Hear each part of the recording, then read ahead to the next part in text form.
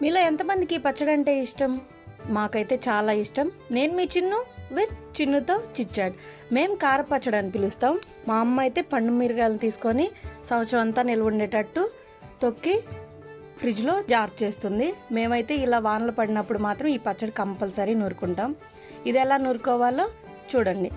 Role కడుక్కొని అల్లం, చిన్నుల్లిపాయలు దంచుకోవాలి కచ్చా పచ్చాగా.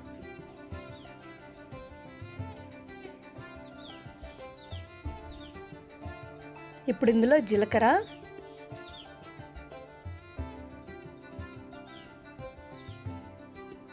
రెండు రెమ్మల కరివేపాకు వేసుకొని దంచుకోవాలి. ఇప్పుడు ఇందులో కారపచ్చడి తీసుకొని మనకి కావాల్సినంత వేసుకొని నూరుకోవాలి. బాగా మెత్తగా నూరాల్సిన పని ఏం లేదు, ఆల్రెడీ గ్రైండర్ చేపించి ఉంచింది కాబట్టి ఈ మసాలా కోసం నూరుకుంటే సరిపోతుంది. ఇప్పుడు ఇందులో మెయిన్ ఇంగ్రీడియంట్ ఉల్లిపాయ. ఇది ఎక్కువ వేసుకొని నూరుకుంటే చాలా బాగుంటుంది.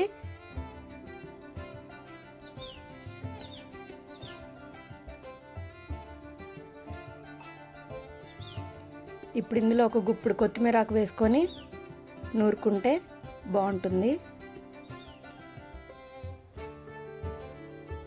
ఇలా నూరుకున్న పచ్చడిని ఒక ప్లేట్లోకి తీసుకొని పక్కన పెట్టుకోవాలి.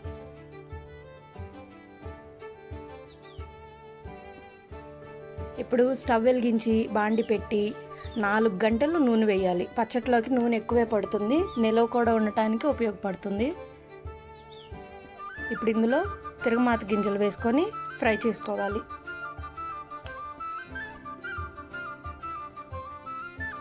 నాలుగు ఎండుమిర్చి,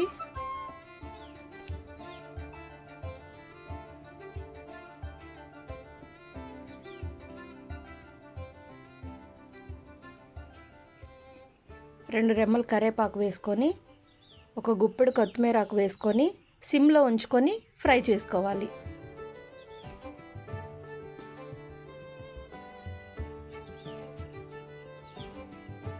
ఇప్పుడు మనం నూరుకున్న పచ్చడిని తిరగమాతలో వేసుకొని సిమ్లో పెట్టుకొని ఉల్లిపాయ బాగా మగ్గే వరకు ఫ్రై చేసుకోవాలి.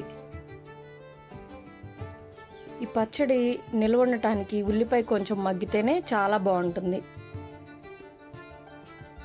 మాకైతే మిరగాయలు పండుతాయి కాబట్టి ఈ పండుమిర్చి పచ్చడి మా ఇంట్లో కంపల్సరిగా ఉంటుంది. మేమైతే కారపచ్చడి అని అంటాం.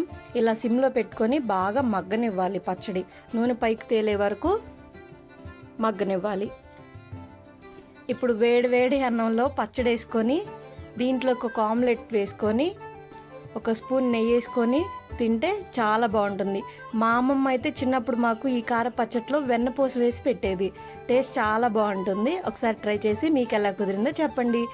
Thanks for watching. Please subscribe.